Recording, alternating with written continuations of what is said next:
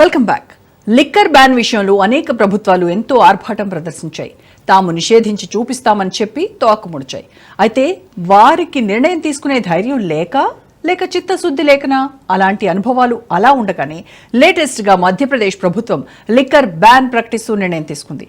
అయితే ఇది రాష్ట్ర వ్యాప్త నిర్ణయం కాదు సుమా, కీలకమైన కొన్ని పట్టణాల్లో బ్యాన్ చేస్తూ నిర్ణయం తీసుకుంది. ఆ నిర్ణయం ఎందుకు తీసుకున్నారు? అది ఎంతవరకు సఫలీకృతం అవుతుంది?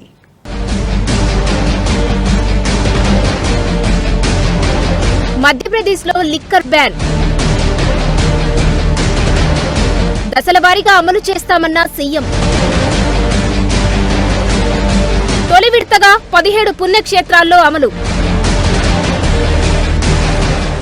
మద్య నిషేధం అనేది అసంభవంగా కనిపిస్తున్న ఈ రోజుల్లో మధ్యప్రదేశ్ ప్రభుత్వం సాహసోపేతమైన నిర్ణయమే తీసుకుందా? ముఖ్యమంత్రి మోహన్ యాదవ్ ఓ సంచలనాత్మకమైన నిర్ణయమే తీసుకున్నారంటున్నారు. కొన్ని ప్రముఖమైన పుణ్యక్షేత్రాల్లో అమలు చేసి ఆ తరువాత క్రమంగా దశలవారీగా అమలు చేస్తామంటున్నారు మోహన్ యాదవ్. రాష్ట్రంలోనే 17 పవిత్రమైన పుణ్యస్థలాలను గుర్తించి అక్కడ మద్యంతో పాటు మాంస విక్రయాలను కూడా నిషేధిస్తున్నట్లు సీఎం అనౌన్స్ చేయడం విశేషం.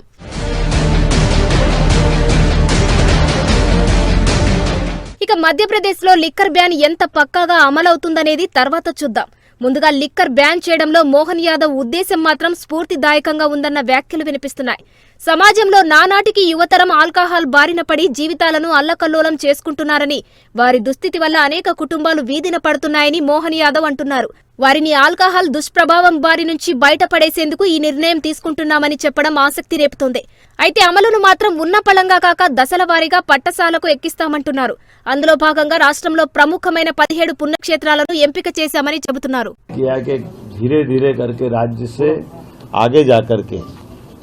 शराब बंदी की तरफ राज्य बढ़े, उस सिलसिले में हमने नीतिगत निर्णय लिया कि पहले चरण में जो 17 हमारे अलग अलग प्रकार के नगर हैं, उन नगर से नगर पालिका, नगर परिषद, नगर पंचायत, इनके अंदर शराब की दुकानें बंद कराएंगे और इन दुकानों को दूसरी जगह शिफ्ट भी नहीं करेंगे. ये हमेशा के लिए बंद कराने का इसमें निर्णय किया है. ప్రతి ఫేజ్ లో ఒక కార్పొరేషన్, 6 మున్సిపాలిటీలు, 6 నగర పరిషత్తులు, 6 గ్రామ పంచాయతీలో ఈ బ్యాన్ అమలు చేస్తామంటున్నారు. వాటిలో అత్యంత ప్రఖ్యాతి చెందిన ఉజ్జయినితో పాటు మైహర్, దతియా, పన్నా, మాండ్లా, ముల్తాయ్, మందసౌర్, ఓర్చా, చిత్రకూట్, అమరకంటక్, మహేశ్వర్, ఓంకారేశ్వర్, మండలేశ్వర్, సల్కన్పూర్, బందక్పూర్, కుండల్పూర్, బర్మంకాలా, లింగా, బర్మన్ కుర్ద్ వంటి స్థలాల్లో ముందుగా అమలవుతుంది. అయితే ఇప్పుడు బ్యాన్ అమలు కాబోయే లిక్కర్ షాపులను మరో చోటికి తరలించే ఆలోచనేది తాము చేయడం లేదని, అవి శాశ్వతంగా రద్దయిపోతాయని చెప్పడం ఆ రాష్ట్ర ప్రభుత్వ చిత్తశుద్ధికి తార్కాణంగా భావిస్తున్నారు. మరోవైపు దేశంలోనే కాదు ప్రపంచంలోనే అన్ని ప్రభుత్వాలకు ప్రధానంగా లిక్కర్ ద్వారానే ఆదాయం సమకూరుతుంది. అలాంటి లిక్కర్ను రద్దు చేసుకుంటే అది ఖజానా మీద గణనీయంగా ప్రభావం చూపుతుంది. అయినప్పటికీ ప్రభుత్వానికి అవసరమైన ఆదాయం కోసం ఇతర వనరులు వెతుక్కుంటామని మోహన్ యాదవ్ చెబుతుండడం విశేషం. धार्मिक नगरों में से 1 नगर निगम है, 6 नगर पालिका है, 6 नगर परिषद है, 6 ग्राम पंचायत है. और ये जैसे उज्जैन नगर निगम संपूर्णतः शराब की दुकानों से बंदी रहेगी. दतिया नगर पालिका, यहाँ भी यही पूरी शराब बंदी रहेगी. पन्ना ये भी नगर पालिका है, नगर पालिका क्षेत्र में शराब की दुकानें बंद रहेगी. చాలా కాలంగా తమను హిందూ ధార్మికవేత్తలు, సాధు సంతులు రాష్ట్రంలో మద్య మాంసాల నిషేధం కోసం కోరుతున్నారని, వారి సూచనలు పరిగణలోనికి తీసుకుని ధార్మిక క్షేత్రాల పవిత్రతను కాపాడేందుకు తాము ఈ నిర్ణయం తీసుకుంటున్నామన్నారు. ఇక ఆదాయం కోసం ప్రత్యామ్నాయాలు వెతుకుతామని, ఎక్సైజ్ శాఖ ఎంత కోల్పోతుందో తమకు నివేదికలు ఇవ్వాలని ఎక్సైజ్ శాఖను ఆదేశించారట మోహన్ యాదవ్. మరోవైపు 2028లో ఉజ్జయినిలో సింహాస్త కుంభమేళా ఉంది. ప్రస్తుత కుంభమేళా జరిగే 4 స్థలాల్లో ఉజ్జయిని కూడా ఒకటి. సముద్రం మథనంలో బయటపడిన అమృత కుంభం నుంచి కొన్ని బిందువులు ఉజ్జయినిలో కూడా పడ్డాయని పురాణాల కథనం. దీంతో ఇక్కడ కూడా కుంభమేళా జరుగుతోంది. అంతేకాదు 6 ఏళ్లకోసారి అర్ధ కుంభమేళతో పాటు ప్రతి 3 ఏళ్లకోసారి సింహస్థ కుంభమేళలు కూడా నిర్వహిస్తారు. దీంతో 2028లో వచ్చే సింహస్థ కుంభమేళకు ఇప్పటి నుంచే ఉజ్జయినిలో ఏర్పాటు చేస్తుంది మధ్యప్రదేశ్ ప్రభుత్వం. ఉజ్జయినితో పాటు మరో 16 పుణ్యక్షేత్రాల్లో పవిత్ర వాతావరణాన్ని కాపాడేందుకు, ఆధ్యాత్మికతను పెంపొందించేందుకు లిక్కర్ అండ్ మీట్ బ్యాన్ చేస్తున్నారు.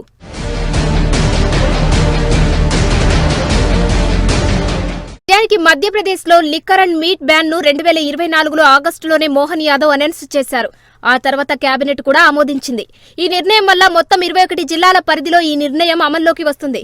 మొత్తం 55 జిల్లాలలో దాదాపు 1/3 జిల్లాల పరిధిలో తొలి దశలో లిక్కర్ బ్యాన్ అమలు కాబోతుందన్నమాట. 21 జిల్లాల పరిధిలో 68 తాలూకాలు, 1138 గ్రామాలు, 1126 ఘాట్లలో బ్యాన్ అమల్లోకి వస్తుంది. ఆయా ప్రాంతాల పరిధిలో మొత్తం 430 ప్రాచీన శివాలయాలు, పరిసరాలు ఇకపై మద్యానికి, మాంసానికి దూరంగా ఉంటాయన్నమాట. పరిధిలో క్షిప్రానది తీరాన ఉన్న 2 శక్తిపీఠాలు కూడా ఉండడం విశేషం. నిజానికి మధ్యప్రదేశ్లో 3 దశాబ్దాలుగా లిక్కర్ బ్యాన్ అనేది చర్చనీయాంశంగా ఉంది. 2004లో అప్పటి సీఎం ఉమాభారతి తొలిసారిగా బ్యాన్ అమల్లోకి తీసుకొచ్చారు. అమరకంటక్, మహేశ్వర్ సిటీలను పుణ్యక్షేత్రాలుగా గుర్తించి లిక్కర్ బ్యాన్ ఇంట్రడ్యూస్ చేశారు. ఆమె తర్వాత శివరాజ్ సింగ్ చౌహాన్ మరికొన్ని పట్టణాలకు విస్తరించారు. ఆ విధంగా అది క్రమంగా విస్తరిస్తూ ఇప్పుడు 17 పుణ్యక్షేత్రాలకు విస్తరించింది అంటున్నారు. త్వరలో ప్రవేశపెట్టే బడ్జెట్లో లిక్కర్ బ్యాన్ ప్రభావాన్ని కూడా దృష్టిలో ఉంచుకొని కేటాయింపులో సర్దుబాట్లు చేసుకుంటామంటోంది మోహన్ యాదవ్ ప్రభుత్వం.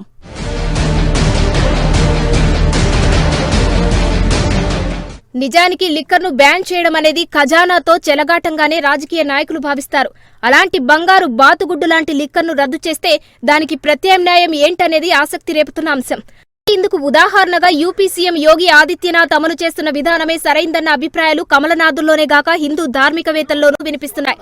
అయోధ్య ఆలయ ప్రారంభం, కుంభమేళాకు ఏర్పాట్ల వంటి ఉదంతాలను ఉదాహరిస్తున్నారు. యూపీ సర్కార్ కుంభమేళా ఏర్పాట్ల కోసం దాదాపు 8,000 కోట్లు ఖర్చు చేసింది. కానీ దాని నుంచి కనీసం 25,000 కోట్ల ఆదాయం వస్తుందని అంచనా వేస్తున్నారు. అంతేకాదు యూపీలో యోగి మరో అడుగు ముందుకేస్తూ కాశీ, ప్రయాగ పుణ్యక్షేత్రాలు కలుపుతూ మొత్తం 7 జిల్లాల పరిధిలోనే పుణ్యక్షేత్రాలను ఒకే ఒక్క ధర్మానగర్ డిక్లేర్ చేసే ఆలోచన చేస్తున్నారట. అంటే ఆ 7 జిల్లాలు కూడా పవిత్రమైన తీర్థ పుణ్యస్థలాలుగా, టూరిజం కేంద్రాలుగా దేశవ్యాప్తంగా, ప్రపంచవ్యాప్తంగా భక్తులను మరింతగా ఆకర్షిస్తుంటాయి. పర్యాటకుల కోసం కొత్త కొత్త ప్యాకేజీలు కూడా రానున్న రోజుల్లో అమల్లోకి రాబోతున్నాయన్నమాట. ఇలా పవిత్రమైన భావనతో ఇంత పెద్ద ఎత్తున ఆదాయం వస్తున్నప్పుడు ఆరోగ్యాలు పాడు చేసుకుంటూ క్షేత్రాల పవిత్రతను దెబ్బతీస్తూ వచ్చే ఆదాయం కోసం వెంపర్లాడడం ఏంటి అన్న అభిప్రాయాలు ఇప్పుడు సర్వత్రా వినిపిస్తున్నాయి. యూపీ తర్వాత ఎంపీ సీఎం మోహన్ యాదవ్ కూడా అదే బాటలో పయనిస్తున్నారా అన్న వ్యాఖ్యలు వినిపిస్తున్నాయి.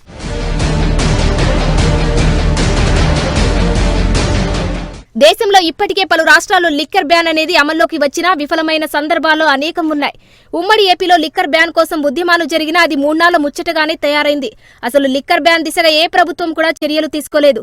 ఇక ఏపీలో జగన్ దశల వారీగా అమలు చేస్తామని చెప్పినా అది అమలు చేయలేక చేతులెత్తేశారు. బీహార్లో అమలు చేస్తామని గతంలో నితీష్ కుమార్ హామీ ఇచ్చినా అమల్లోకి రాలేదు. ఇక తెలంగాణలో ఇప్పటి వరకు లిక్కర్ బ్యాన్ చేస్తామని చెప్పిన నాయకుడే లేకపోవడం గమనించాల్సిన అంశం. పైగా తెలంగాణలో మందును, మద్యాన్ని తమ సంస్కృతిగా చెప్పుకుంటూ పొంగిపోయే నేతగణం కూడా ఒకటి తయారైపోయింది. వారి వైఖరితో అనేక మంది మేధావులు కూడా తలదించుకోవాల్సిన పరిస్థితి వచ్చిందంటే అతిశయోక్తి కాదేమో.